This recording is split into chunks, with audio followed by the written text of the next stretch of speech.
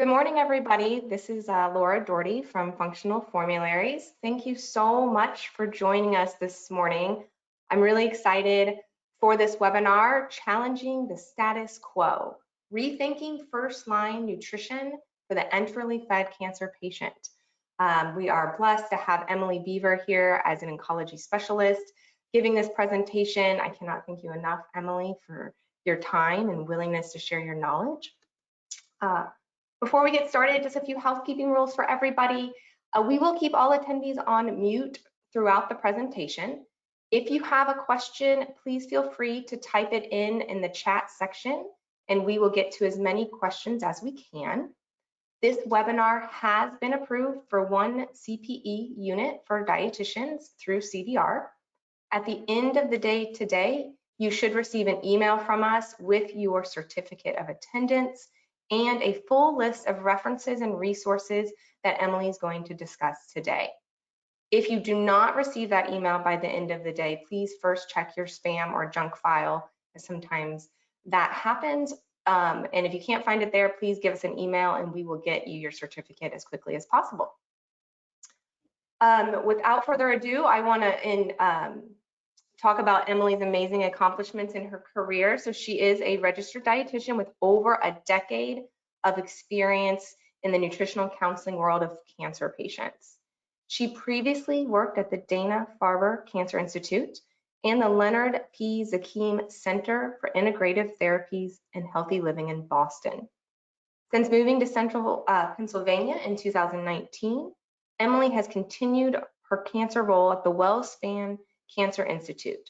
She's a committed advocate for plant-based nutrition, mindfulness and stress reduction, and establishing resistance-based exercise for cancer patients and cancer prevention.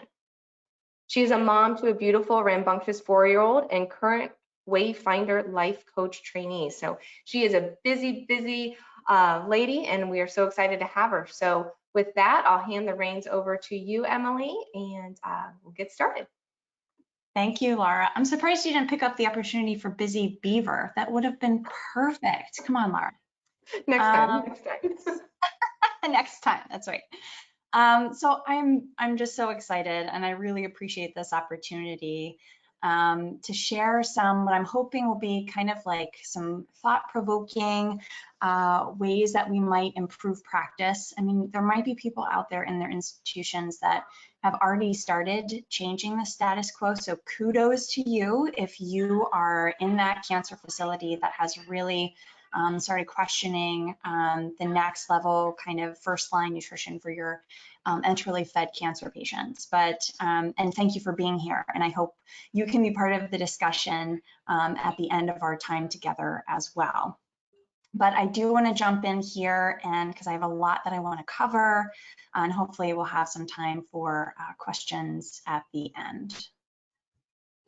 And a disclosure, I am a consultant for nutritional medicinals. So the objectives for today, to really take a look at the unique nutrition needs of the oncology population. They are vast. More than any other population of patients that I've worked for, there are so many nutrition considerations for this population. So we're going to start there and then segue into what the recommendations are then for nourishing patients that are both orally and enterally fed, and describe what is the rationale behind this idea for a paradigm shift for first-line enteral nutrition for cancer patients. And then finally, what are some of the commonly held beliefs about obstacles to initiating blenderized tube feeds, or BTF, for cancer patients? And I think I kind of alluded to this at the beginning. Ultimately, another big objective, I believe, of this presentation and hope that I have is that you as the attendee can take this concept of a paradigm shift back. Again, if you already haven't started doing this, to your respective institutions, and if nothing else, just start the conversation.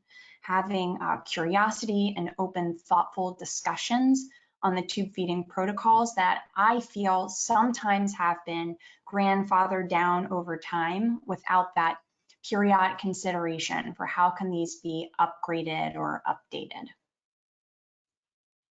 Okay, So unfortunately, the risk of cancer, of a cancer diagnosis, is increasing within certain diagnoses like head and neck cancer, for example, with an anticipated 30% annual increase between now and 2030. What makes this even more of a pressing concern is the very high number of patients that will develop malnutrition at some point after a cancer diagnosis. When a patient is malnourished, they simply do not do as well going through treatment. There are more frequent hospital admits, increased comorbidities, and as you can see here, an estimated 2 to 5-fold greater mortality risk, which is really huge. Of course, our cancer treatments have evolved over time and our ability to manage side effects improved. But as we can see here, with this 87% of patients experiencing at least one adverse event or side effect, we still have a long way to go, and cancer treatments are far from a walk in the park. Given that chemotherapy treatments, target the rapidly dividing and replicating cancer cells, cells in our body that turn over quickly are more susceptible to injury from chemotherapy, and those are largely found throughout the entirety of our GI tract. You see the symptoms here starting all the way up at the mouth with taste changes, oral mucositis, all the way down to our intestines with diarrhea and chemo-induced intestinal mucositis, or CIM. So, in my opinion anyway, this is where I think things are starting to get really interesting in the field of cancer nutrition, and that's the arena of the microbiome. So really quickly, a quick review of what the heck is the microbiome or microbiota. Those are used interchangeably.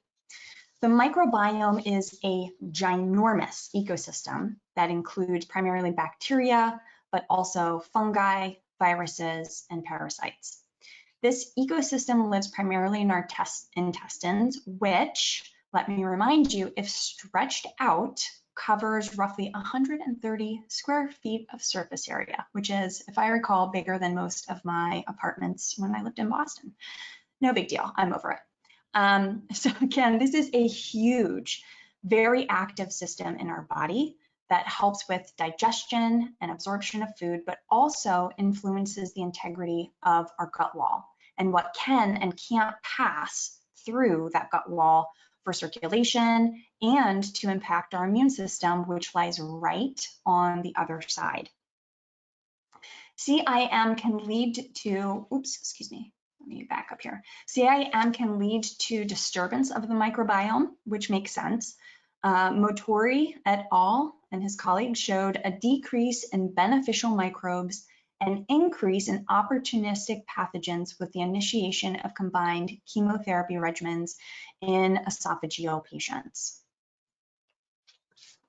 This, as I mentioned, the immune system is largely based on the other side of our gut wall. Additionally, our vagus nerve, which runs from the brain all the way to the anus, allows for bidirectional communication between our central nervous system and our GI tract. So not surprisingly then, CIM is also considered a potential risk for the development of what we practitioners refer to as chemo brain, which can include difficulty with recall, ability to concentrate. And while this area of study is for sure in its infancy, proposed mechanisms include the presence or lack thereof of the neuroactive properties provided by short-chain fatty acids. And as a reminder, those are those metabolites produced by the microbiotic fermentation of the fibers and resistant starch that come from what we eat. We can also see growing interest in how our microbiota may influence risk of developing cancer, as well as the efficacy of treatment after a diagnosis. The two examples here show colonization and infection of H. pylori and Bacteroides fragilis and Fusobacterium nucleatum, and increased risk for gastric cancer and colorectal cancer, respectively. When looking at treatment efficacy, research with fecal microbiota transplants proposed that non-responders to immune checkpoint inhibitors lack the beneficial microbes necessary for the anti-tumor effect of these treatments. And here we see some more examples of how microbial associations with the efficacy of anti-cancer drugs and the toxicity of these treatments. In green, you can see microbe prevalence associated with increased drug efficacy, and in red, you see microbes associated with decreased efficacy. And in the graphic below, you can see the red microbes associated with increased toxicity of cancer treatments. Over the years, I will admit that I have had patients that are truly crestfallen when I tell them that, in fact, our nutrition recommendations for cancer patients during treatment do not, in fact, orient around coffee enemas or celery juice cleanses. But I get it because those sound way more exciting and exotic. And for a lot of cancer patients, sometimes they're wanting those really big ticket items for changes in nutrition and how they're eating and drinking. But in fact, the recommendations for our patients are the same for cancer prevention, or in other words, the recommendations that we give to the general population at large to improve health and also to reduce risk for most of the chronic diseases. These recommendations, they remain incredibly consistent over time with occasional updates or tweaks with new research and evidence when that becomes available. I recommend for most people, if they're wanting to learn more about the recommendations for individuals going through cancer treatment, but also for cancer prevention, to check out the World Cancer Research Fund and the AICR's Continuous Update Project. This is an incredibly comprehensive data-based report on dietary and lifestyle interventions for cancer prevention.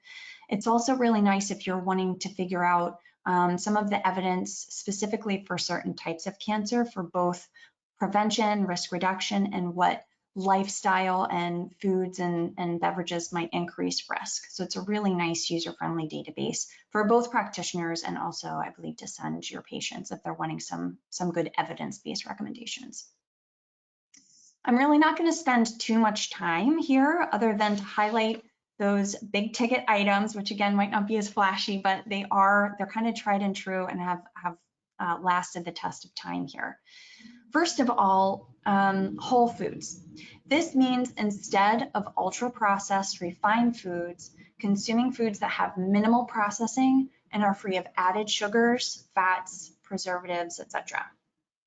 The next three recommendations can kind of be tied up together in like a pretty little plant-based bow, if you will, given that plants in their whole food form contain fiber and phytochemicals that exhibit anti-inflammatory, anti-cancer benefits when they're consumed. If I had a dime, truly, for every time I said the word phytonutrient or phytochemical over the decade plus that I've been an oncology dietitian, I would for sure be like a gabillionaire, which actually, now that I think of it, a gabillionaire, I don't think is an actual thing, but somebody that makes like a boatload of money. And that's because they are that important. They are that important because they are compounds that, first of all, they're poorly absorbed in the upper part of our GI tract. So when they reach the large intestine, the microbiota metabolize these and produce anti-inflammatory, anti-carcinogenic compounds. In terms of fiber, a simple way to remember the benefits of pre, pro, and postbiotics are that the prebiotics found in, again, a lot of these whole food plant-based sources like grains, vegetables, fruits, are food for the probiotics, or the healthy bugs that are hanging out in your gut, which then eat the prebiotics and generate postbiotics. And one example we've already seen here is those short-chain fatty acids that have benefits, again, when we're talking about our central nervous system, but also they serve as fuel for that single cell layer or enterocytes that line our gut wall lining, and that really are important in addition to the mucus layers above them in determining what can and can't get across. So whether it's toxins, whether it's undigested food particles, all of these pieces, whether we're talking about postbiotics or phytochemicals, are really helping support the integrity of our gut lining and what can make its way into circulation and to communicate with our immune system. Also, when I first meet with a patient, they often start out by blurting out a confessional of all of the, quote, junk food that they are eating. And the only thing I can imagine is that they're trying to head off me telling them how disastrous their diets are. And that's truly not my approach. And in fact, usually can calm them down by telling them I'm most interested in looking at what's missing from their diet. So how can we start including these anti-cancer, microbe-friendly foods into their diet? And then ultimately what happens is those start replacing some of the foods that we know have been linked, and you see them here, with increased risk for certain types of cancer. And if we're going to keep in line with this idea and this new kind of budding information on cancer and the microbiome, Fernandez and colleagues' research highlights the shift in bacterial species dependent upon the degree of refinement and nutrient quality of participants' diets. They looked at 3-day dietary recalls of 59 female participants and paired these with their fecal samples. NOVA classification showed significant changes in prevalence of certain bacterial species across the spectrum from minimally processed or group 1 whole food dietary patterns to those that were highest in ultra processed foods or the group 4 NOVA category. I also will not belabor this, but simply put, it's really hard and in most cases impossible to replicate the synergistic benefits of whole foods in supplement form.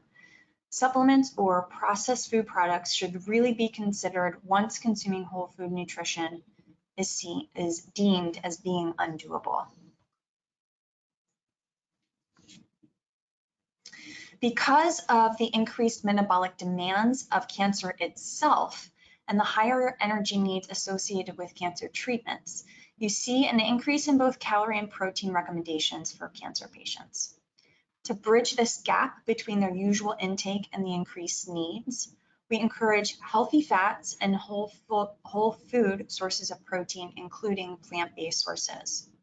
From there, then of course we can modify consistency, temperature, spice level, portion sizes, and where we're segueing to, which is the route of intake. So again, thank you, Laura. I put drum roll in text on my slide, and Laura just delivered. She got me an actual picture of a drum roll. So now we have this visual, and if we can imagine the sound of a drum roll, this is a great segue talking to recommendations for enterally fed cancer patients. So drum roll, the recommendations for enterally fed cancer patients are the same. Now it's like when that hi-hat, and the hi-hat makes that crazy sound where there's an anticlimactic effect. So I guess that's actually the sound you have to imagine now, because again, it's not that hot, flashy, crazy recommendation change when we go from orally to enterally fed. And kind of ironically, the heart of the paradigm shift is consideration of BTF as first-line nutrition for cancer patients being whole food. So food by mouth to food by tube. And what I'm also really proposing is that patients, at the very least, should be provided with all of the enteral options and agency to make the decision to continue eating by tube if that's possible. I want to provide a very quick little food first fun factoid, if you will. This proposed shift to BTF might actually be more of an upgraded version 2.0 of what started as the standard way to feed patients back in the day. Even after conventional tube feeds were available, Dr. Barron of the Henry Ford Hospital, who along with the Chrysler Corporation developed a pump to deliver BTFs, was quoted as saying, Accumulating evidence stresses more and more the complexity of nutritional needs of the human body. Up to present, no preparation can surpass or even equal such natural foods as beefsteak, liver, eggs, milk, fruit, and vegetables. So of course we might have some version 2.0 in there too that we might want to upgrade, but even back then, there was this idea that if we can continue putting whole food into our patients, even if oral feeding was no longer an option, that would be paramount and ideal.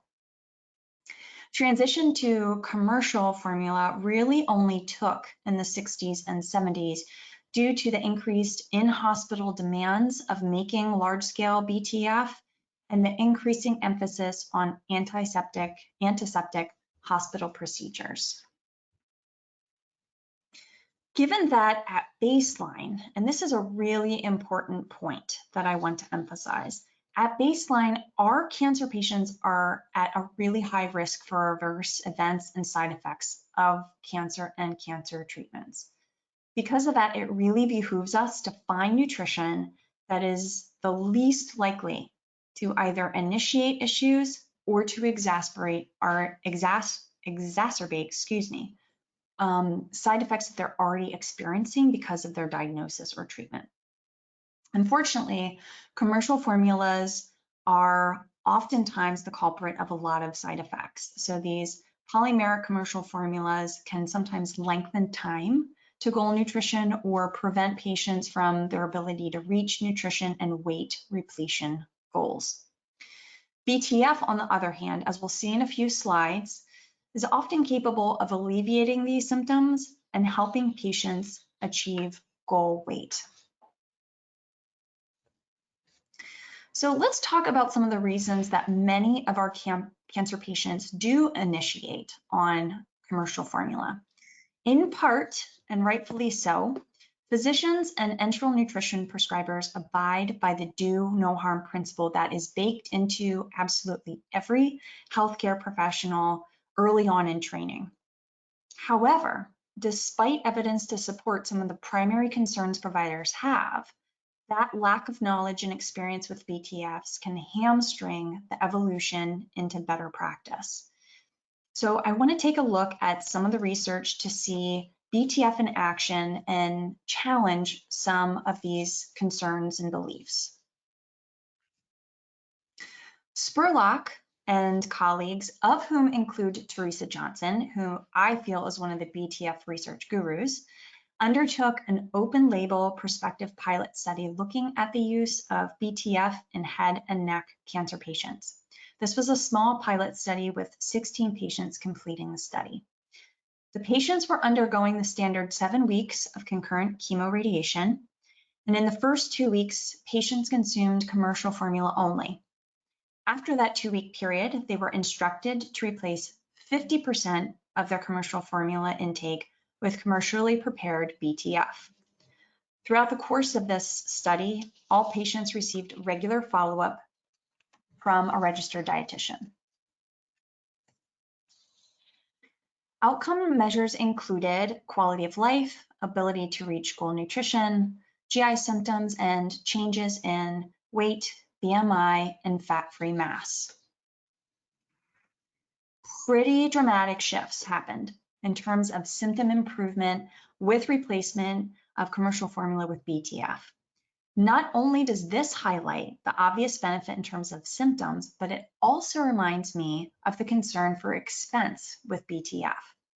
When you do the math of expenses incurred for emergency department and hospital admits, the need for additional IVFs and antiemetic and meds for bowel management, and the consequences of delay in treatment, the cost benefit of BTF over commercial formula becomes clear.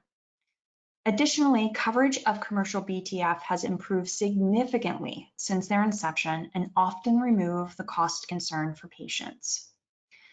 Back to the data here, and as we'll see in both of the case studies today, there was an increase in oral intake, which is also particularly exciting to see within this particular patient population receiving radiation to the head and neck region. The biggest ticket item on this slide is the fact that all but one patient refused to continue any amount of commercial formula throughout the remainder of the study. Around week 3 of treatment is when we often find our head and neck cancer patients really starting to feel the pain and mounting side effects of radiation. Considering this upward trend in weight, starting within this particular window of treatment and coinciding with a shift to near 100% nutrition from BTF is pretty cool to see. I would say despite their best efforts, most head and neck patients continue to experience some degree of weight loss throughout the remainder of treatment for head and neck cancer, with patient and dietitian oftentimes white knuckling just to slow down weight loss.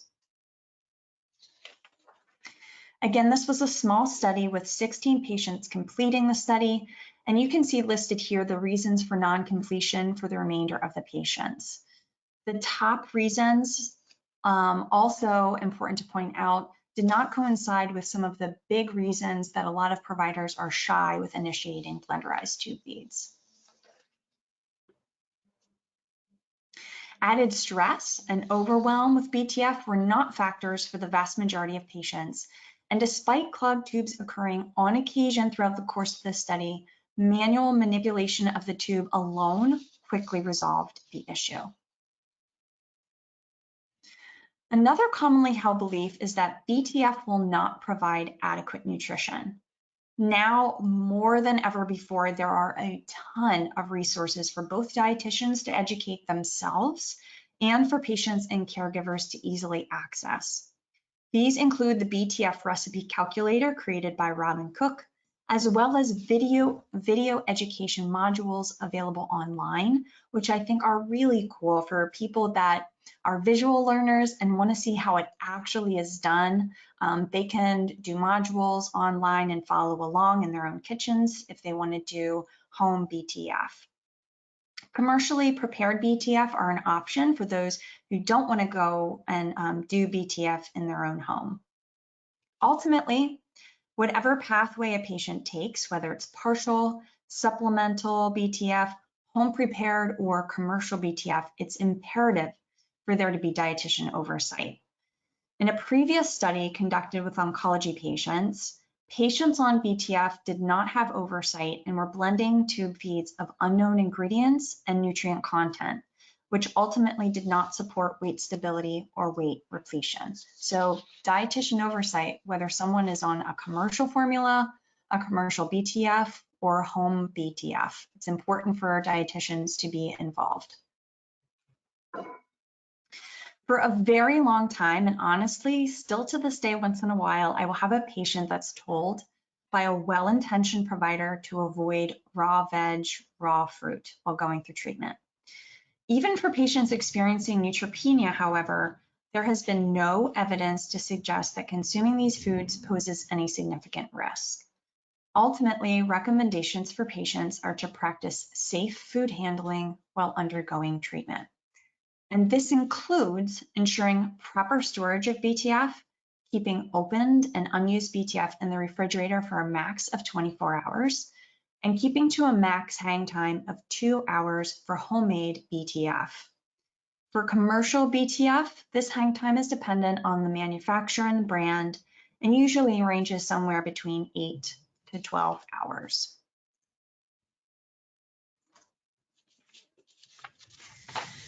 The concerns about feeding patients BTF into the jejunum can yet be one other obstacle to meeting anti-cancer nutrition recommendations within our population. The nutrition issues in gastroenterology series are really enjoyable to read, and I encourage everyone at the very least to check out this particular series. Very well written, and also, like, I feel like there's some humor inserted in there, so it's just a good read, but also really evidence-based. One of the author's arguments is that after total gastrectomy, progression to a regular diet is recommended as soon as the patient is able, and also regular diet to meet goal nutrition needs, even though now their esophagus is connected directly to their jejunum. Those concerned with feeding BTF into the jejunum or fearful of delivering BTF at higher than anything other than a trickle of a rate can use this example to support advancing practice for their J-tube fed patients. And also here, I will highlight, if I haven't already, that we have to work alongside of our patients. They ultimately are going to be giving us feedback on what they're tolerating, on what they're not tolerating, at their ability to advance and increase rates of treatment, what's working, does bolusing working, do we need to slow things down? And that goes for, of course, no matter what nutrition or the route of nutrition for our patients. But giving them agency and making some of these decisions, particularly within the oncology population, where we find a lot of that agency can be lost. We as dietitians can return some of that to our patient population. And I think it's a gift and an honor to be able to do that. So we can kind of keep debunking some of these obstacles and ways with a couple of case studies that I would like to share. So the first case study is one of my 53-year-old female patients with esophageal cancer who received concurrent chemoradiation.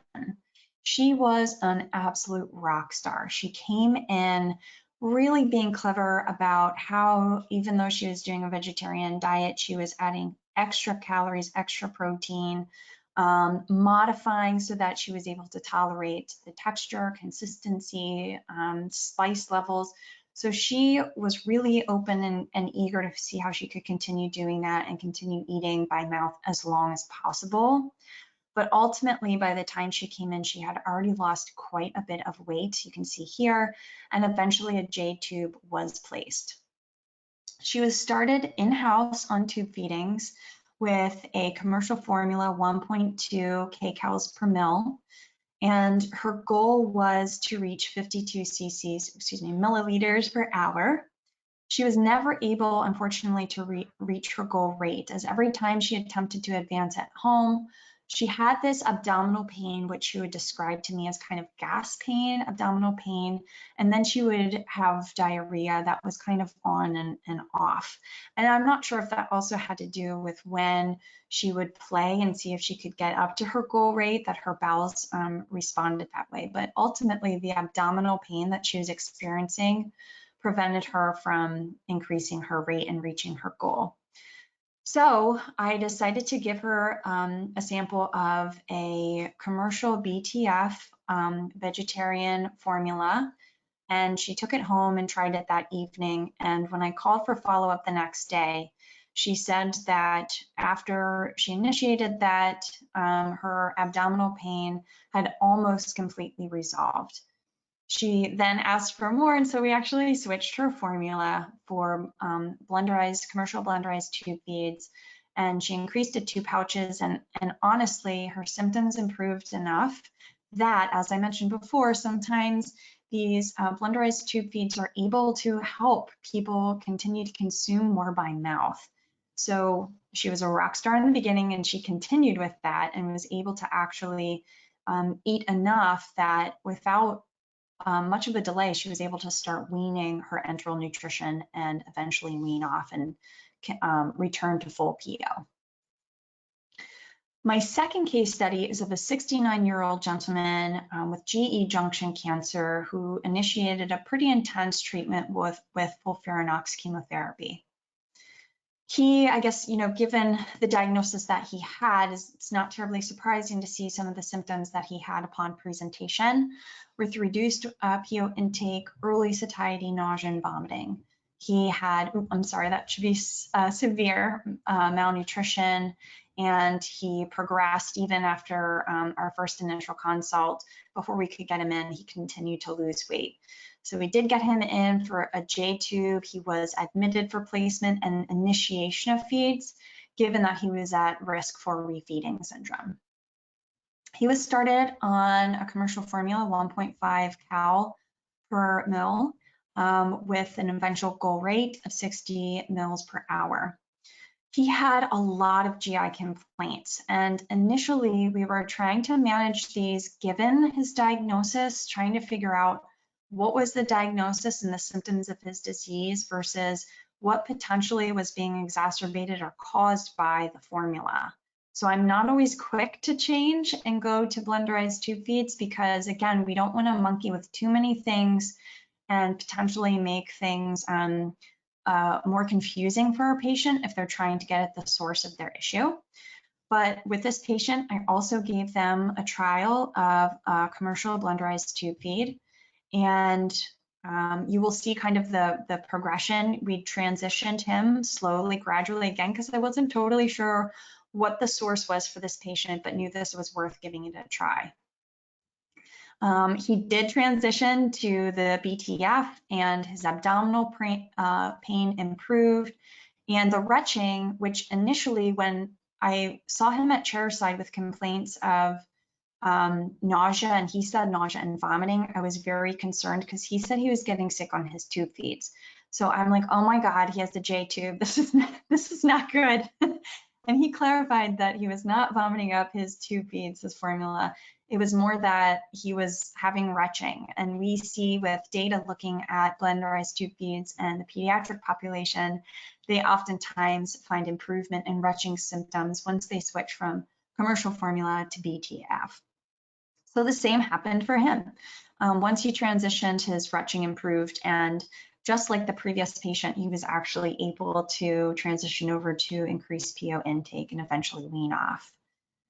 So after that first sample, then I gave him 2 feeds to replace his commercial formula, and eventually got to 3 pouches with no commercial formula. The 3 pouches overnight, and that's all he needed because he was able to meet the remainder of his needs via PO. I wanted to include on this slide the fact that, and I mentioned this before, insurance companies are now, just because of how efficacious the BTF are for patients and the demand more from patients for whole food enteral nutrition, a lot of the insurance companies are covering my patients' tube feeds from the beginning, from the outset. So when I start somebody outpatient on a BTF, I'm finding that insurance companies are covering them, not all, but a lot. And in his case, all that was required was for me to provide an updated medical note showing that he was not in fact tolerating his commercial formula and that it was necessary for him to consume whole food by his tube for Medicare coverage. So an easy fix to that situation for coverage. At the end of the day, malnutrition is extremely consequential for a cancer patient. There remains big opportunity as dietitians and oncologists and all the key players that touch the lives of cancer patients to educate themselves, remove barriers to ensure enterally fed patients have the same access to anti-cancer microbiota supporting nutrition as orally fed patients. This call to action also includes simply being curious, open, and willing to discuss and have discussions about the evolution of our practice as providers. So, in summary, our cancer patients are at high risk for malnutrition, and reducing side effects while improving tolerance to treatment and quality of life by consideration of first-line treatment with whole food nutrition should be included in the evolution of our practice for enterally fed patients. Thank you so much. And Laura, I do have this last slide here, and I'm not sure if you would like me to talk about this, if you want to talk about this, or you'll talk about this after maybe we see if anybody has any questions. Yeah, thank you so much, Emily. That was phenomenal. So excellent work. We do have quite a few questions that have come in. So while everybody's typing questions today, I'm not taking. She's not taking questions. No, you finished like with the perfect amount of time. We have 20 minutes to really dig into this. Let's do it. Okay, let's do it. So everybody's typing their questions. I will say we do have an upcoming webinar on October 17th from 12 to 1:30 on ketogenic diets for neurological conditions, HYPE or HOPE. So if that is of interest to you, please register on our website. Now, without further ado, let's dig in. So first, let's start with how are you administering the blenderized tube feeding in the hospital? This was in reference to your J-tube case study. Mm-hmm. Great question. So I'm actually in the process of learning more about the inpatient use of BTF.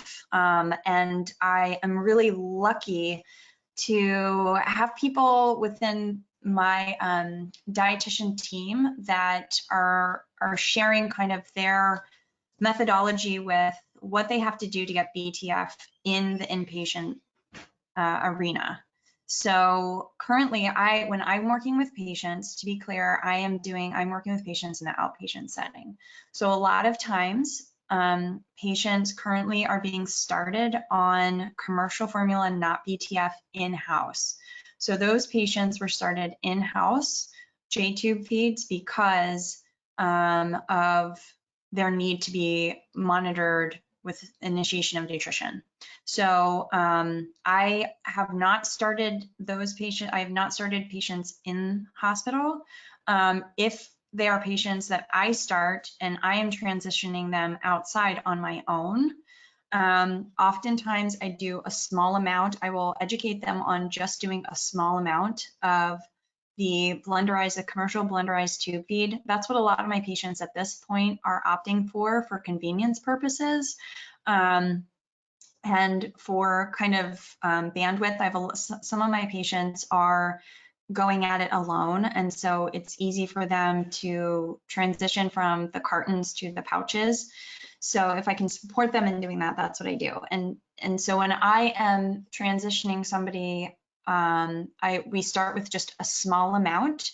And a lot of my patients doing J-tube feeds do not actually feel like they need to water down, depending on the brand of blenderized tube feed. They don't need to actually water down or thin out their BTF. Sometimes they do, and they prefer that just so they have some more comfort in it going in. But I've even had experience with commercial blenderized tube feeds putting into the pumps for J-tube feedings and not needing to mix with water and them going in just fine. So I'm not entirely sure if I answered that question, if that was more of a logistics thing or more of a how do you get BTF on board in the formulary for in-house. But Laura, I don't know, do you think I answered that question? No, I think it's a great question, and I think there's not a perfect answer to it, but it has stimulated a lot of other questions about J-tubes. So let's talk more about J-tubes. Yeah. So this person asked, speaking of J-tubes, the GI tolerance makes sense, but did those patients gain weight? The J-tube fed patients, yes. I'm assuming, is that what they're asking, the examples that I gave? Yeah, the examples you gave and some of your other J-tubers, are they gaining weight just as well as a G-tuber? Yeah, 100%, 100%. And again, can I flesh out what part of that was from the fact that they were starting to feel better so they could start eating better, right? So I can't say for sure, and I have to believe actually that actually is it, right? Because they weren't needing to meet 100% of their nutrition needs by tube. They were actually able, in the case of the latter patient, he was meeting, I guess that would have been like 70%, 60, 70% by tube. So he was getting the rest of his needs and was able to regain the weight that he had lost. By the last visit that I'd seen, he wasn't at the weight prior to his cancer diagnosis, to be clear, but he had weight repletion and filled out in his face and his arms where he previously was looking pretty cachectic. So yeah, absolutely, with my J-tubers I have weight repletion. Great. Well, that's great. I mean, that's even better if they're getting more nutrition orally, because there's a level of enjoyment with that. So however we get the weight on, that's right. Yeah. Okay, so the next one is, if the patient is getting commercial formula covered by insurance, how do you get coverage for doing, say, like a 50% commercial blenderized? And also, like when you talked about, like, you start slowly and introduce the blenderized tube feeding and as you're weaning off the commercial feeds. Yep. Do you get both formulas covered? If so, do you have any tips or tricks for that? Yeah, I mean, absolutely. So I usually, if patients are concerned about pricing, what I do because again, what I'm doing from the get-go which is a change in my practice, honestly, within the past, I don't know, year or so, is from the beginning, I lay out all the options for my patients that are getting a PEG or a J tube. So I say to them, okay, these are the formulas that are available. And this is the kind of what they're composed of. This is the benefit. This is the whatever of each one of these different things, or if there's any obstacles or issues with any of them. And then if they say, I'm interested in, and I say there might be cost differences between these, depending on your insurance, coverage might be different. And then from there, that patient might say, yeah, I'm interested in a BTF. But I don't know if one's going to be one cost over another. So I will go to my infusion company, whoever I'm going to be working with, and I say, could you please run the numbers for this? Could you please look at insurance coverage for this? So sometimes my patients will make decisions based on that, and they'll say, can I do 25% of my intake from BTF and the rest commercial formula, so I'm getting some whole food nutrition? And so that's the order for that. So I can set up delivery so that they're getting both of those. That is an option. So it doesn't have to be all or nothing. And also sometimes, as with some leftover commercial formula that I have, I do not waste this stuff. I don't waste commercial formula or BTF if it's still completely packaged in the boxes and not even opened. I will have those donations sometimes from patients that have graduated and don't need it anymore. So I'm very fortunate, and sometimes I can open a box and I can give someone a sample of a BTF and say, let's try this, see how you do. And in some cases, I will have patients start them and say, I want to change. I don't want any commercial formula. And so we just go right from the commercial formula and segue into full BTF. Okay, great. And speaking of insurance, what are some, in your notes, do you have to document specific things? Do you always do a letter of medical necessity? Kind of walk us through your standard for, what's the right word, assuring your patients get coverage. Yeah, sure. Well, and I might have mentioned this before, but I'm not sure. I don't know what the magic is that's happening behind the scenes in terms of insurance companies, but I have had patients where I will ask the infusion company, can you run these numbers for this commercial blenderized tube feed? And they come back, it's 100% covered. And I go, hey, thanks. So sometimes it's a complete non-issue and it's just covered. I have a note template that I've been using for 12 plus years, and I really haven't modified it that much. So kudos to the last organization that I went to, their note template. It's a rock star. I'm using it where I work now. But essentially, I've kept it because it includes everything that I might possibly need.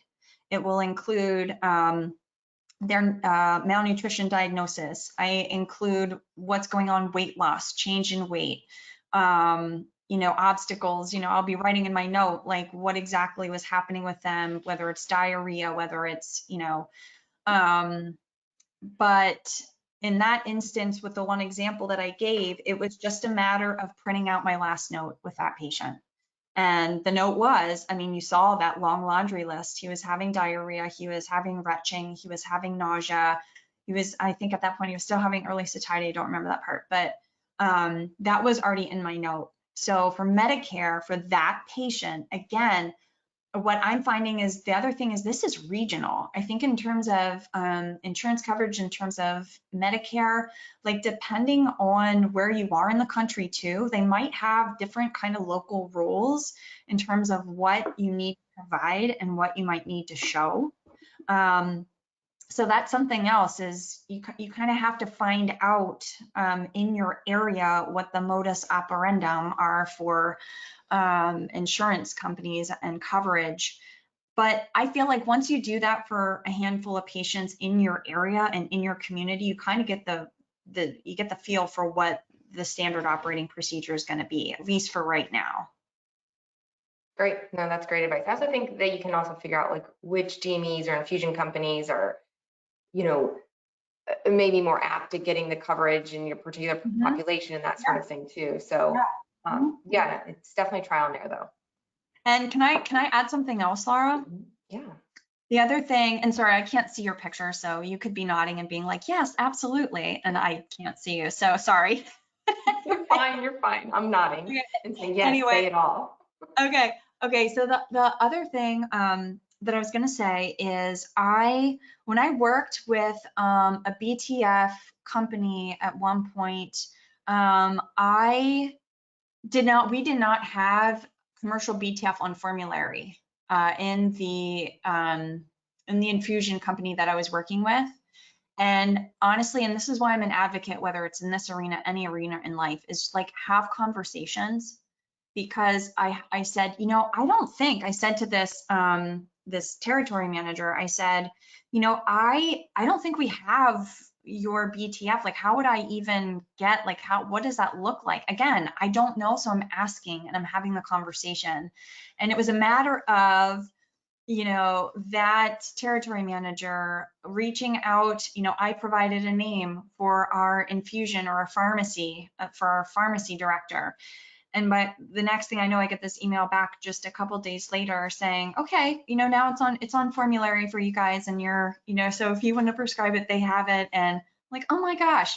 So a lot of times it's just this asking questions and drumming up discussion when it comes to some of the common obstacles that we feel are there and very well might be there. But have conversations and see if just asking questions sometimes might be enough to wiggle some of this stuff free to kind of make forward progress. So very well spoken there. Yeah, absolutely. Okay. Let's, there's a few questions in here about this. So in your experience over the past, decade that you've worked in this world, have you found when you're working with like providers, physicians, other medical staff that may be aversive or not as well knowledgeable about blenderized tube feeding, how do you overcome some of that pushback when you want to use blenderized tube feeding with a patient and you're kind of getting pushback from your team? Well, I mean, it goes back to that conversation, and I think having an open mind and being curious. Because I think when we come in heavy-fisted with providers and kind of like, you don't know, you're not a dietitian, which I feel that, but I should probably, saying it out loud, it doesn't help create an open conversation. So I think first of all, understand why you're getting pushback. Because again, I think pushback, I would say 9 times out of 10, it's well-intentioned. It's providers that say, oh my God, I don't want my patient to wind up in a hospital.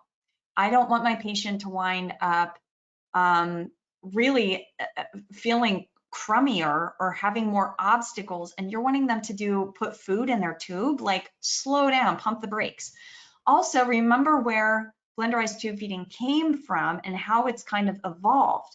So, way back in the early, days of tube feeding, we were maybe putting things in tubes that we really shouldn't have, and they probably were getting clogged. And some providers might be having experience with people that don't have support from a dietitian and are doing blenderized tube feedings in a way that are causing more issues than good. So that goes back to that dietitian oversight and guidance.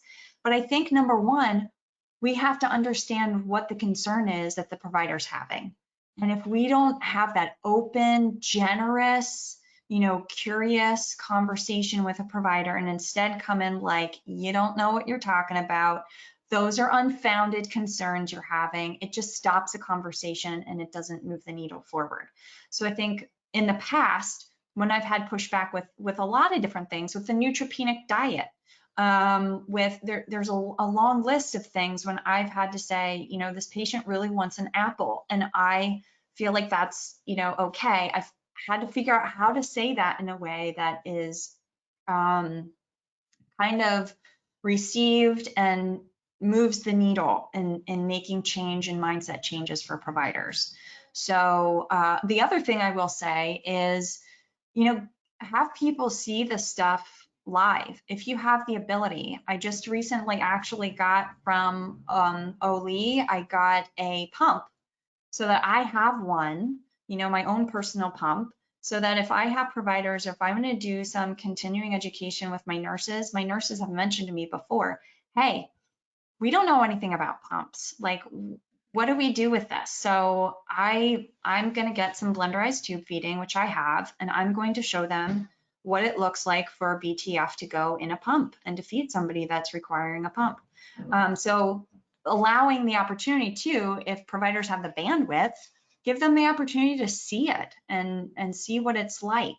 Education can go a long way too. So show people what you're talking about, so it's not some ephemeral kind of like, you're putting food in a tube. Yeah, that's my recommendation. Awesome, awesome. The next question is, are there ever any contraindications to blenderized tube feeds? Are there certain patients that you wouldn't use it in? Mm-hmm. So I think if there is somebody that wants to blend at home, and I have concerns over whether or not they have adequate support and whether or not they are going to be able to follow the recommendations to meet their nutrition needs. So it's really important that when we're blending, when we're blending at home, there's certain micronutrients and there's certain electrolytes and things that we need to make sure we're getting in. So you can have a homemade tube feed that is not adequate enough in sodium. You can have blenderized tube feeds if they don't use like a dairy base, liquid base, or a calcium fortified liquid base. They're not meeting their calcium needs. So if I have a feeling someone is kind of going rogue with their BTF at home, they might not necessarily be a good candidate for that. And I might encourage them to consider a commercial BTF or say, hey, I really want to make sure you're following. We go together online to that, the tube feed recipe calculator, and make sure that you're getting all of the things in so your nutrition isn't void of anything. So I think that's kind of a really big one if somebody is doing it, because I mean that has happened where I had someone that was supplementing with home BTF and we're putting things in there that, number one, they were like, well, I'm putting soup in here too, and they counted that as a meal, and calorie wise it was not making up the difference with the one enteral formula that they were taking out. I think it was 2 that they were removing, and they were eating the soup that their family was eating, which was great, but it wasn't calorie dense enough. So that's honestly, I think that's kind of my biggest one, because commercial BTF are pretty decent in terms of being concerned about volume. There are commercial tube feeds now that are really high calorie, so I don't worry as much about the volume. Volume tolerance may be one other thing, but there are workarounds for that. So I think that not having support for for a home BTF would be my big one.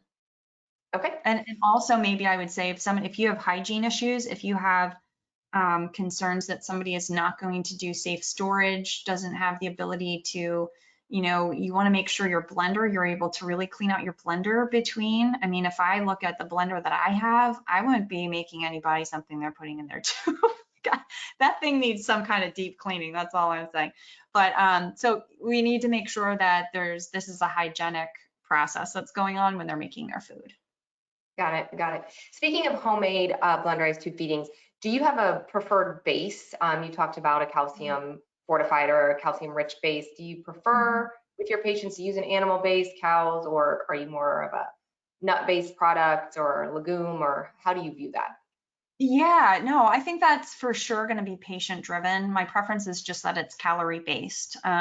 So whether it's an unsweetened soy milk or if it's a cow milk, I think that's going to be really patient driven decision. Okay. And another question for, this could apply to homemade blends or even maybe a commercial blend that needs more calories from a volume intolerance. What do you find is the best thing to add for high calorie, less volume, this particular olive oil, avocado oil, MCT? In your opinion, what's the best tolerated and easiest? So yes, you just said all of them. Because I would, olive oil, canola oil,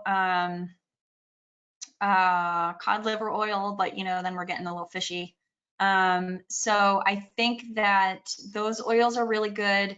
I love the idea of plant-based sources of adding calories. The only thing I tend to think of, like if we're like, well, I'm like, we'll add an avocado, those can really fluff up a blended tube feed, and like nuts and seeds also, but you're going to have a you want a high-powered blender to make sure that you're able to really blend those up. But those are also really good sources. It's just a matter of, from a volume perspective, I'm a fan of the oils, because if you think of, the amount of oil and volume and how many calories per volume you have in that, that's a really good choice. But also, yeah, you have your nut butters, you have nuts and seeds for sure, avocado for sure, but then you might start, like with the latter, start getting into more of a volume issue. Okay, and for our last question that we have time for, and I know we didn't get to everybody's, but I tried to get to the majority of them, and I think this is a good ending question. So have you found patients have a smell aversion to the blenderized tube feedings when administering, and what are some things you can do to combat that? Yeah, so some of the, and was it commercial? I'm sorry, did you say commercial or did you just say BTF? Well, really, I think both. I think they all have smells. Yeah, So I think okay. you can speak to both of them. Yeah, I mean, honestly, far less than commercial formula. Commercial formula tends to be a real big smell problem for patients. So whether it's commercial BTF or home BTF, far less. And also I will say with home BTF, usually it's taking on the smell of that meal. So some people will, again, be blending meals that they are having with their families. So they've had that smell in the kitchen already, it's being blended, and, cooled to the right temperature. But a lot of those smells aren't bad if they are meals that are being made. So I can't speak a lot about the home BTF outside of that example. But with commercial BTF, far less. I don't know. I mean, maybe I can count on one hand how often I get that concern with smell. The other thing to remember too is I think there is a component of the smell that comes with what we refer as repeating and belching. And so with BTF, there tends to be less repeating and less belching, which then is less tasting and less of that kind of smell. Also, if you're using a plunger for BTF, that's another way that you're not really getting the aroma as much as if you are pouring a bolus. So yeah, I think it's far less of a complaint compared to commercial formulas. Great. Thank you so much, Emily. This was phenomenal. We thank you for this conversation. Thank you for sharing your knowledge. That is all the time we have. I do want to remind everybody, you will get your certificate and references by the end of the day in an email. And then also, I do feel like I have to point out that, remember, September is Childhood Cancer Awareness Month. So any extra thoughts, prayers, time, that's a great cause, if you can spare some time to support that cause. So Emily, it's been a pleasure. I look forward to seeing you again. Yeah, thanks everybody. Appreciate your time. Bye everybody.